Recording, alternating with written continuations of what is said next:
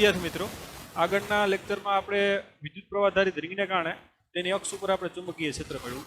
હવે next topic આપણો છે એમ્પિયરનો સર્કિટલનો નિયમ. તો આ જે એમ્પિયર સર્કિટલનો નિયમ છે એ એમ્પિયર નામના વૈજ્ઞાનિકે ડિરાઈવ કરેલો છે અને એ કોઈ ખાસ મૂળભૂત નિયમ નથી. જેવી રીતે આપણે ચેપ્ટર 1માં જોયું હતું કે કુલમનો નિયમ છે એક મૂળભૂત નિયમ છે, એના ઉપરથી આપણે ગાઉસનો નિયમ મેળવ્યો હતો અને ગાઉસના નિયમ ઉપરથી આપણે ખ્યાલ છે કે વિદ્યુત ક્ષેત્ર અલગ અલગ જગ્યાએ મેળવવું હોય તો સિમ્પલ રહે. એ જ રીતે બાયો સાવરનો નિયમ છે ને એ મૂળભૂત નિયમ છે, એના ઉપરથી એમ્પિયરનો સર્કિટલનો નિયમ છે એ આપણે શું આપે તો કે અલગ અલગ જગ્યાએ ચુંબકીય ક્ષેત્ર મેળવવું હોય તો એ સરળતા આપે.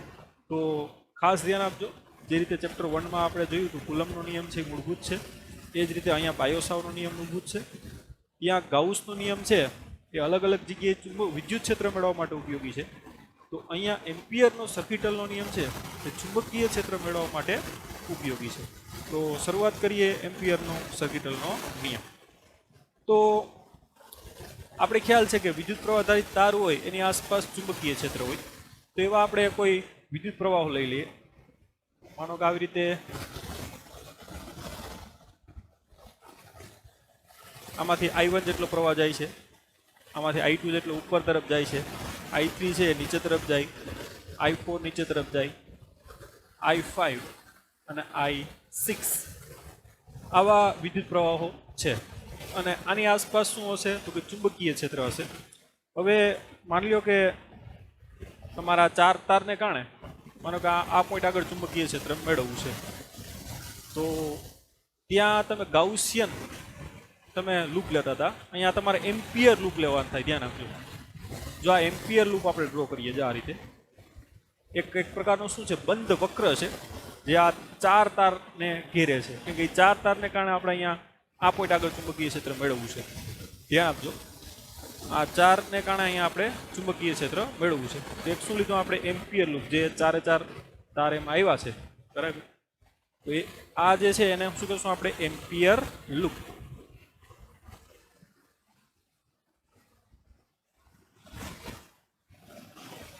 અથવા તો એક બંધ વક્ર કહી શકાય એને. અને બંધ વક્રની દિશા છે કે તમે ક્લોકવાઇઝ અથવા તો એન્ટી ક્લોકવાઇઝ લઈ શકો. મેં અહીંયા કઈ રીતે લીધી? Anti clockwise. આ છે ક્લોકવાઇઝ અને આ શું છે એન્ટી ક્લોકવાઇઝ. તો આ રીતે મેં એની દિશા લીધી, જે આર્બિટરી એટલે કે મન પડે તે રીતે તમે લઈ શકો. તો મેં આ રીતે લીધી છે. ઓકે, હવે આપણે શું કરવાનું છે તો કે આ બંધ વક્ર ઉપર આ ડીએલ લંબાઈના આપણે શું લેવાના છે? ખંડો લેવાના છે. ડીએલ લંબાઈના શું લેવાના છે? આવી રીતે ખંડો. અને ત્યાં આગળનું ચુંબકીય ક્ષેત્ર બી, એનો સમગ્ર બંધ વક્ર પરનું શું લેવાનું છે આપણે તો કે સરવાળો B.dl. ધ્યાન આપજો. કોના ઉપરનું તો કે આ જે વક્ર છે ને, હવે બી એટલે કોને કારણે તો કે આ જે છે ને એને કારણે ચુંબકીય ક્ષેત્ર.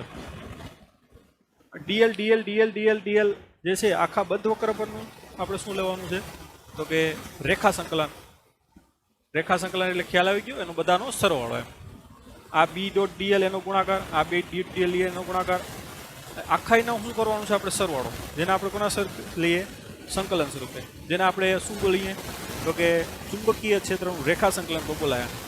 આ જે આપણે મેથેમેટિકલી લખ્યું છે ને એને આપણે શું બોલીએ? ચુંબકીય ક્ષેત્રનું રેખા સંકલન.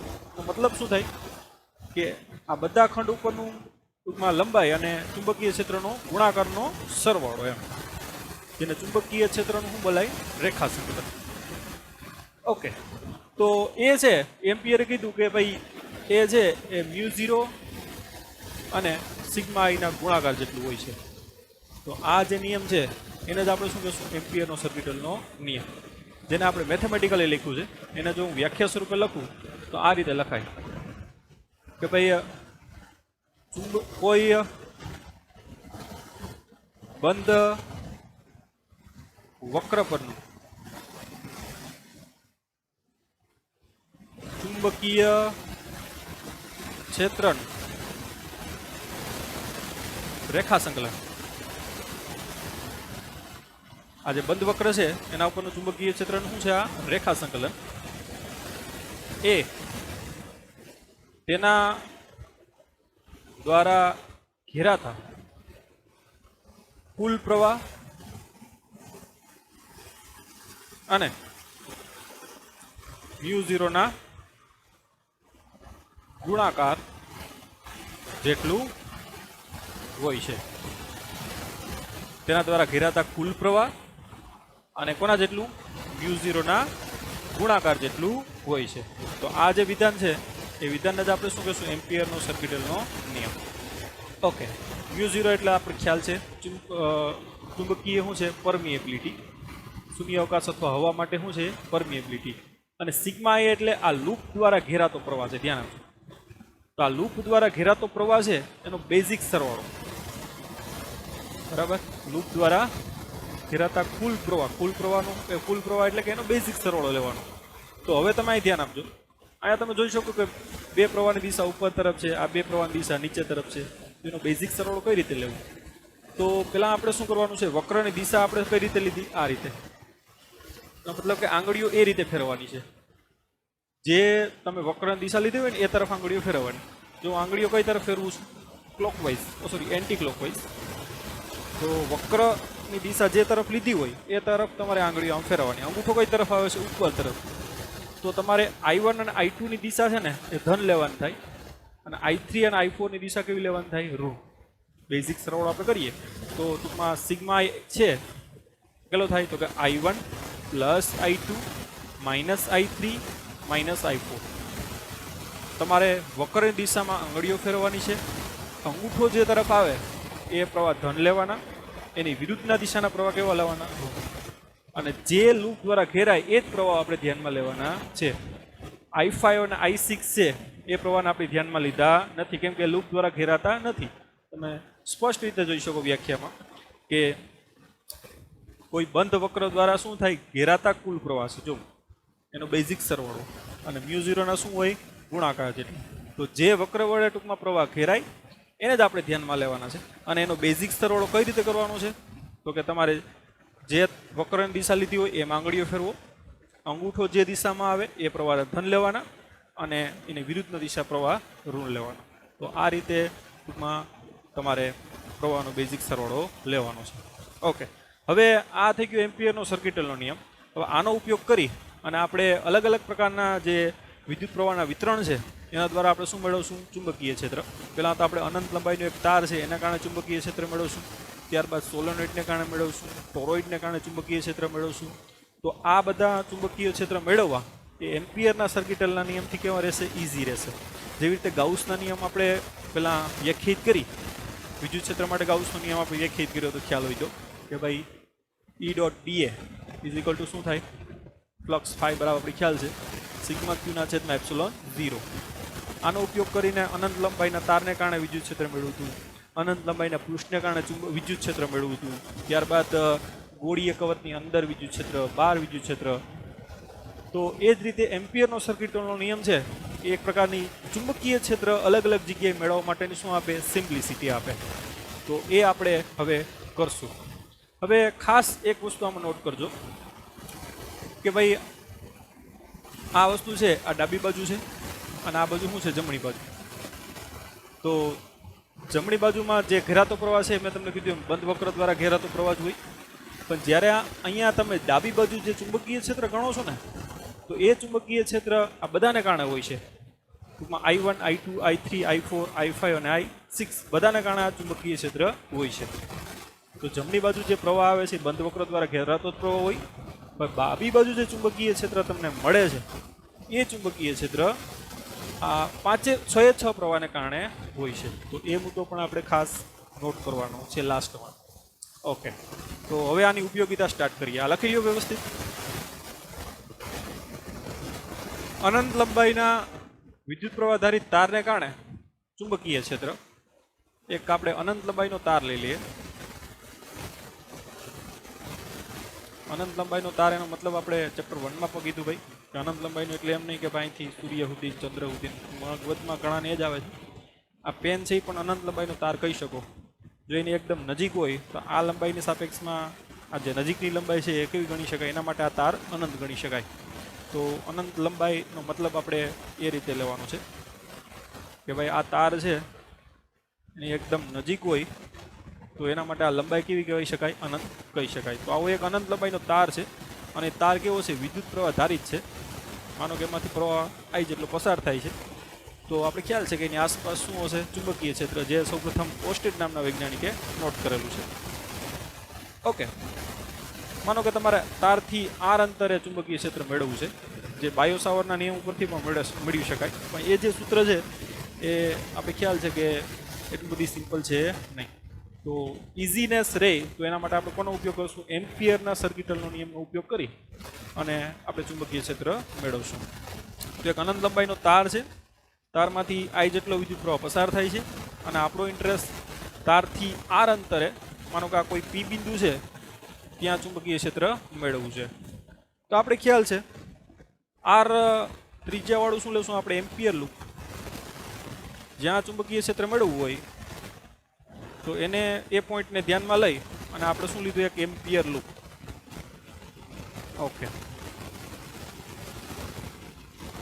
હવે એમ્પિયર લૂપ આપણે લીધું છે, આ નામ લખી દઈએ એમ્પિયર લૂપ.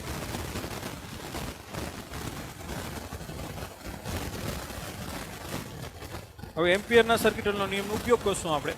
હવે આપણે ખ્યાલ છે કે આ બધા બિંદુ છે એ તારથી સરખા અંતરે છે, એટલે અંતર સરખું હોય તો આ બધા પોઈન્ટ છે લૂપ ઉપરના, એક વર્તુળાકાર આપણે લૂપ લીધું છે અહીંયા. આ બધાનું અંતર તારથી કેવું થાય? સેમ થાય. તો એ બધા પોઈન્ટ આગળ ચુંબકીય ક્ષેત્ર કેવું હશે? સેમ. કેમ કે અહીંથી બધાનું અંતર સેમ છે, એટલે આ બધા પોઈન્ટ આગળ ચુંબકીય ક્ષેત્ર કેવું હશે? સરખું. જે કેટલું હશે આપણે P લઈ લઈએ અને હવે આપણે લખશું આપણે કે ભાઈ એમ્પિયર ના સર્કિટલ નિયમ અનુસાર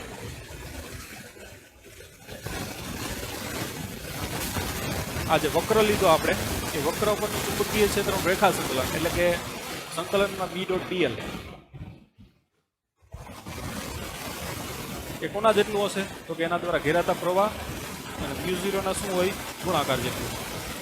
તો હવે માનો કે તમે આ એક ખંડ લીધો, ત્યાં B અને dl નો ગુણાકાર કરીએ આપણે. તો હવે આપણે ખ્યાલ છે અહીંયા કે ચુંબકીય ક્ષેત્રની દિશા કઈ તરફ હશે આ તારને કારણે? તો આપણે જ્યારે બાયોસાવનો નિયમ જોયો તો સત્તરની શરૂઆત કરી હતી ત્યારે જ કીધું હતું કે તમારે પ્રવાહની દિશામાં અંગૂઠો રાખવાનો થાય. આંગળીઓ જે રીતે વીંટાયેલી છે એ રીતે ચુંબકીય ક્ષેત્ર હોય છે. આ પ્રવાહ ચુંબકીય ક્ષેત્ર આ રીતનું હોય છે. જે તે પોઈન્ટ આગળ કઈ દિશામાં હોય? સ્પર્શક દિશામાં. અહીંયા વાત કરો તો આ સ્પર્શક દિશામાં, અહીંયા વાત કરો તો આ સ્પર્શક દિશામાં. તો અહીંયા જે ચુંબકીય ક્ષેત્ર હશે અંગૂઠો ઉપર તરફ રાખવાનો, આંગળીઓ અહીંથી આમ છે, એટલે આ જે વક્રની દિશા દોરીને એ જ દિશા પાછી કોની થાય? ચુંબકીય ક્ષેત્રની જ પણ થાય. તો ચુંબકીય ક્ષેત્ર છે આ પોઈન્ટ આગળ સ્પર્શક દિશામાં હોય, તમે આ પોઈન્ટ આગળ વાત કરો તો આ રીતે સ્પર્શક દિશામાં હોય, અને dl ની દિશા પણ એ જ દિશામાં થાય. dl ની દિશા અને ચુંબકીય ક્ષેત્રની દિશા બંને કેવી દિશામાં થાય? એક જ. કોઈ પણ ખંડ લ્યો તમે તો બધા ખંડ માટે આ dl ની દિશા અને ચુંબકીય ક્ષેત્રની દિશા કેમ થાય? સેમ. એટલે કે એની વચ્ચેનો ખૂણો કેટલો થાય? 0 થાય. અને બધા પોઈન્ટ આગળ B સેમ હશે, કેમ કે બધા પોઈન્ટની ત્રિજ્યા કેવી છે? સેમ છે. તો ખાસ બે વસ્તુ નોટ કરવાની થાય તમારે. તો આપણે પહેલાં શું કરશું? તો કે B dl cos 0, કેમ કે કોઈ પણ તમે ખંડ લ્યો એના માટે B અને dl વચ્ચેનો ખૂણો કેટલો થાય? 0 થાય. એટલે આપણે cos 0 લખો is equal to sigma I into μ0. હવે cos 0 કેટલા થાય? 1 થાય. અને B તમને કીધું ને કે બધા ખંડ માટે આ B કેવું છે? અચળ છે, કેમ કે તારથી સરખા અંતરે છે. તો B ને અચળ કાઢો. cos 0 1 થાય. સંકલનમાં શું આવે? dl આવશે. અહીંયા જો બંધ વક્ર પરનું લખવું હોય તો સંકલનમાં સિમ્બોલ આ રીતે પણ લખી શકો, કે આ વસ્તુ શું દર્શાવે છે? બંધ વક્ર પરનું ચુંબકીય ક્ષેત્રનું રેખા સંકલન. જે આપણે કર્યું નહોતું આ રીતે રાઉન્ડ કરી દો તો પણ ચાલે. ઓકે, cos 0 1 થાય. હવે ઘેરાતો પ્રવાહ કેટલો થાય? તો આ એમ્પિયર લૂપ દ્વારા કેટલો પ્રવાહ ઘેરાય? તો કે I જેટલો પ્રવાહ ઘેરાય, કેમ કે બીજા કોઈ પ્રવાહ તો એમાં અંદર છે નહીં. તો sigma I is equal two શું લઈ લઈએ આપણે? I, એટલે μ0 I.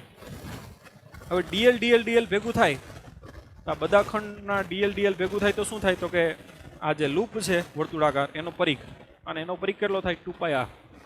તો dl ભેગું થાય તો શું બનાવશે? 2πr. Is equal two mu 0 આઈ. માટે બીનું સૂત્ર આપણે લખીએ તો બી બરાબર કેટલો આવશે તો કે મ્યુ 0 આઈ ના છેદમાં કેટલો આવશે 2 પાઈ આર. તો આ જે સૂત્ર છે એ આપણે આરામથી મળી શીખ્યું અને એ સૂત્ર શું છે તો અનંત લંબાઈના તારને કારણે તારથી કેટલા અંતરે સ્મોલ આર અંતરે ચુંબકીય ક્ષેત્ર કેટલું હશે સૂત્ર આપણે યાદ રાખવાનું છે mu 0 I upon 2 pi R, જ્યાં આઈ એટલે અનંત લંબાઈના તારમાંથી પસાર થતો પ્રવાહ છે અને આર એટલે એ તારથી એનું અંતર છે જ્યાં આપણે ચુંબકીય ક્ષેત્ર મેળવવું છે. ઓકે, તો વ્યવસ્થિત રીતે લખો. હવે થોડાક જે મુદ્દાઓ છે તમારા બુકમાં એ ચર્ચા કરી દઈએ કે ભાઈ આ તાર છે, આ તારને કારણે જે ચુંબકીય ક્ષેત્ર મળ્યું એ જે તે પોઈન્ટ આગળ કઈ દિશામાં હોય સ્પર્શક દિશામાં હોય, જે આપણે જમણા હાથના ફ્લેમિંગના નિયમ ઉપરથી આગળ ભણી ગયા છે એ જ. અને તમે દાખલા કે આ તાર છે એની આજુબાજુ લોખંડનો ભૂકો તમે ભભરાવી દો તો ચુંબકીય ક્ષેત્ર છે એ રીતે તમને મળે. હવે ટૂંકમાં જેમ નજીક હોય એમ ચુંબકીય ક્ષેત્ર વધારે હોય, કેમ કે બી ચલે છે 1/r. તમે જોઈ શકો કે જેમ તારથી તમે દૂર જશો એમ ચુંબકીય ક્ષેત્ર શું થતું જાય ઘટતું જશે. તો એને આ રીતે આપણે ઘટાડો છે આ રીતે આપણે દર્શાવી શકીએ. જો પહેલાં ગેપ ઓછો હોય પછી ગેપ વધારે પછી ગેપ વધારે, એનો મતલબ શું થાય કે જેમ તમે દૂર જાઓ એમ ચુંબકીય ક્ષેત્રની તીવ્રતા શું થતી જાય તો કે ઘટતી જાય. તો હવે તમે આમ લોખંડનો ભૂકો તમે નાખો તો આ રીતે એક પ્રકારની પેટર્ન બનાવે લોખંડનો ભૂકો. ખ્યાલ આવ્યો? જે સેમ પેટર્ન આપણે અહીં દોરી છે ને, તારમાંથી પ્રવાહ પસાર કરો ને આ જે સમતલ થાય ને, ધ્યાન આપજો આમ છે, આ જે સમતલ થાય એમાં લોખંડનો ભૂકો નાખો તો સેમ આ પેટર્ન બને. જે ચુંબકીય ક્ષેત્ર રેખાઓ એ એવી હોય છે એવું દર્શાવે. ચુંબકીય ક્ષેત્ર રેખાઓ આપણે દેખાતી નથી પણ એ રીતે આને ફીલ કરી શકાય. તો એ સેમ આપણે જે જમણાના નિયમથી જોયું હતું અથવા ફ્લેમિંગના નિયમથી જોયું હતું એ જ સેમ અહીંયા આપણે એમ્પિયરના સર્કિટલના નિયમના સૂત્ર ઉપરથી પણ આપણે એને સમજી શકીએ. તો એ બધી ચર્ચાઓ આપણે કરી છે એમ લાસ્ટમાં. તો એ પણ તમારે ખાસ વાંચી લેવાનું થાય અને એને મુદ્દા વિશે આપણે લખાણ કરવાનું થાય. તો આ થઈ ગયું અનંત લંબાઈના તારને કારણે તારથી આર અંતરે ચુંબકીય ક્ષેત્ર. હવે તારની અંદર ચુંબકીય ક્ષેત્ર મેળવશું. આ તો ચુંબકીય ક્ષેત્ર ક્યાં મળ્યું? તારથી બહાર. જે આ સૂત્ર આપણે નોટ કરી લેવાનું છે. હવે તારની અંદર, દાખલા કે તારને છે આપણે ઝૂમ કરી અને જાડો કરીએ અને તારની અંદર કેટલું, તો એનું પણ આપણે સૂત્ર લખીએ. પહેલાં આ લખી લો.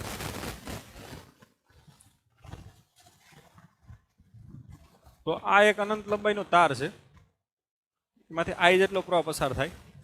તો તારની અંદર એટલે તારને આપણે પહેલાં ઝૂમ કરી દઈએ. જો આ તાર છે એને આ રીતે હું ડ્રો કરું છું, ધ્યાન આપજો.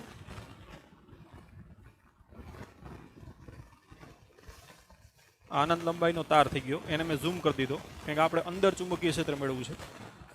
આ એનું કેન્દ્ર છે. માનો કે તારની જે ત્રિજ્યા છે 8/ની એ સ્મોલ એ છે.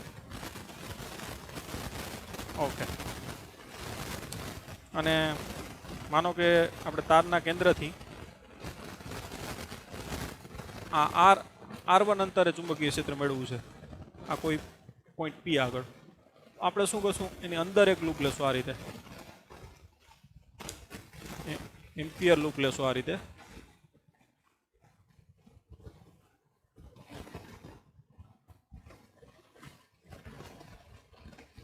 આ ઉદાહરણ નંબર 8 છે, ધ્યાન આપજો, કેમ કે થિયરીમાં એ નથી આપ્યું, ઉદાહરણ સ્વરૂપે આપ્યું.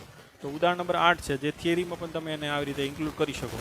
તારની બહાર તો મેળવું આપણે, તારની અંદર પણ તમે થિયરીના સ્વરૂપમાં ઇન્ક્લુડ કરી શકો, પણ તમારી બુકમાં ટેક્સ્ટ બુકમાં એને ઉદાહરણના સ્વરૂપમાં આપ્યું. તો એ પણ વસ્તુ તમે નોટ કરજો. બાકી કે સર આ કયા ટોપિક છે?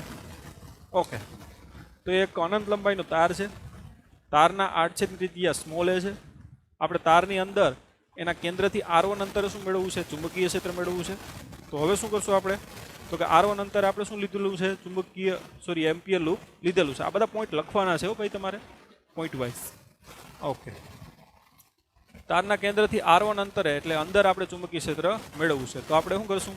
એમ્પિયરના સર્કિટલના નિયમ અનુસાર ડાયરેક્ટ લખશું. પછી હવે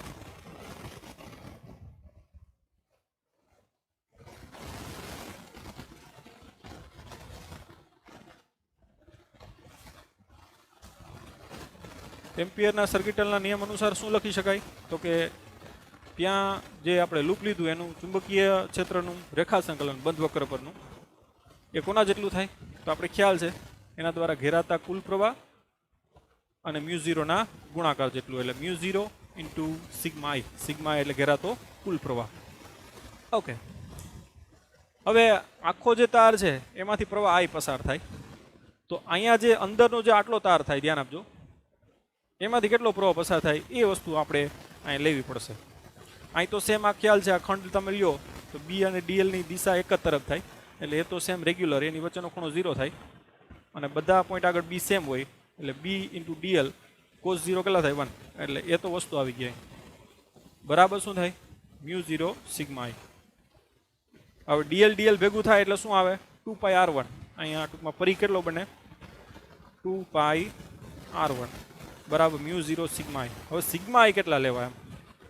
તો સિગ્મા આઈ મેળવવા એકદમ સિમ્પલ છે, કેમ કે આખા જે તાર છે ને, આખો તાર એટલે એનું આડછેદનું ક્ષેત્રફળ કેટલું થાય? પાઈ એ સ્ક્વેર થાય ને. એટલું જો ક્ષેત્રફળ લઈએ તો કેટલો પ્રવાહ ઘેરાય એના દ્વારા? આઈ જેટલો. તો અહીંયા તો કેટલું ક્ષેત્રફળ આવે? પાઈ આર 1 સ્ક્વેર. તો પાઈ આર 1 સ્ક્વેર જેટલા ક્ષેત્રફળમાં કેટલો પ્રવાહ ઘેરાય? એ જ આપણો થઈ ગયો આ સિગ્મા આઈ. માટે સિગ્મા આઈ બરાબર શું લખી શકાય? તો કે પાઈ આર 1 નો સ્ક્વેર છેદમાં પાઈ એ સ્ક્વેર, એટલે પાઈ પાઈ કેન્સલ. સિગ્મા આઈ બરાબર શું આવશે? તો કે r1 સ્ક્વેર અપોન એ સ્ક્વેર. તો આ થઈ ગયો ઘેરાતો પ્રવાહ. ઓકે, તો એને આપણે મૂકી દઈએ અને આગળ વધીએ આપણે. તો બી કૌંસમાં 2πr1 બરાબર શું આવશે? તો કે મ્યુ 0 સિગ્મા એ એટલે r1 સ્ક્વેર અપોન એ સ્ક્વેર. તો એક r1 ઉડી જશે, એક r1 ત્યાં રહેશે. તો બી બરાબર શું આવશે? તો કે મ્યુ 0 આઈ તો રહી ગયો, અહીંયા ગુણાકારમાં આઈ આવશે ને.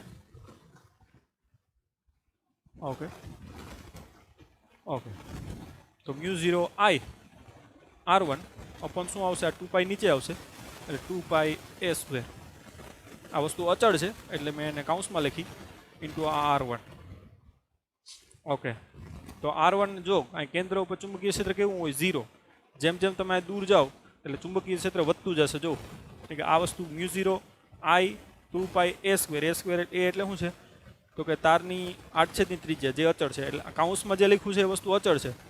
તો તારની ટૂંકમાં અંદર, બરાબર, આપણે તારની અંદર છે આ, ધ્યાન આપજો. એટલે અહીંયા કાઉન્સમાં લખવું તો લખાય કે ભાઈ અહીંયા r1 છે એ કરતાં નાનું, એ એટલે આડછેદનું ક્ષેત્રફળ, સોરી આડછેદની ત્રિજ્યા.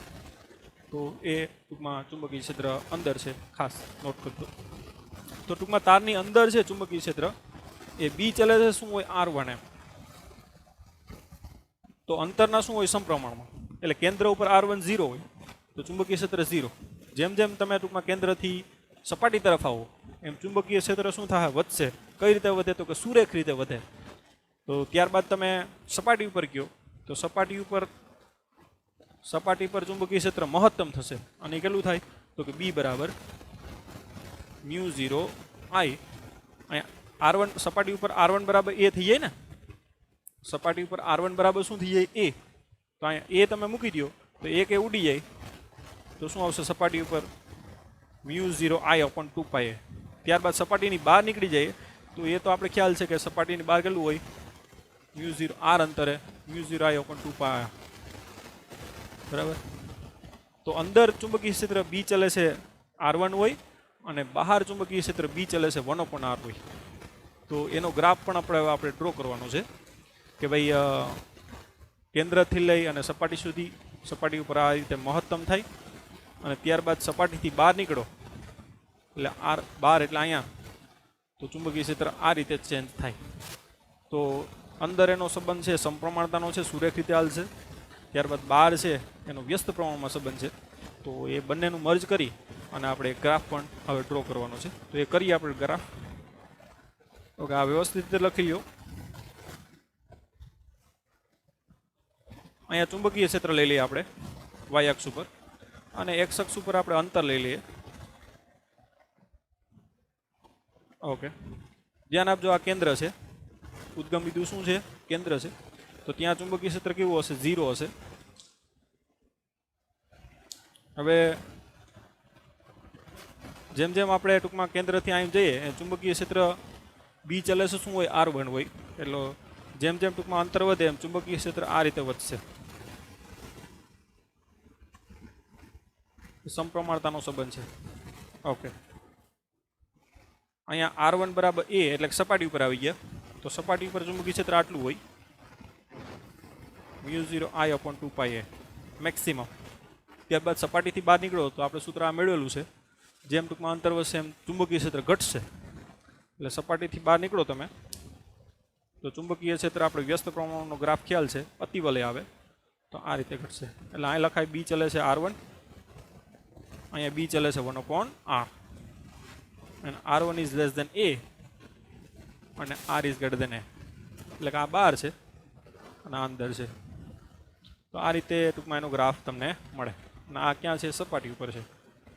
તો સપાટી ઉપર મેક્સિમમ હોય, અંદર એ સુરેખ રીતે વધે, ત્યારબાદ સપાટી ઉપર મેક્સિમમ થઈ જાય, ત્યારબાદ સપાટીથી તમે બહાર નીકળો તો ચુંબકીય ક્ષેત્ર વ્યસ્ત પ્રમાણમાં આ રીતે ઘટશે. તો આ ગ્રાફ તમારે લાસ્ટમાં ડ્રો કરવાનો છે. તો આ થઈ ગયું. આજે આપણે શું જોયું? તો કે એમ્પિયરનો સર્કિટલનો નિયમ જોયો, અને એમ્પિયરના સર્કિટલના નિયમનો ઉપયોગ કરી અને આપણે અનંત લંબાઈના તારને કારણે તારની બહાર ચુંબકીય ક્ષેત્ર મેળવવા અને આ તારની અંદર ચુંબકીય ક્ષેત્ર મેળવવું, ત્યારબાદ એનો આપણે ગ્રાફ જોયો. તો આજના લેક્ચરમાં એટલું રાખીએ. નેક્સ્ટ લેક્ચરમાં આપણે અહીંથી આગળ વધશું. ઓકે, ત્યાં સુધી bye bye, take care, have a nice day.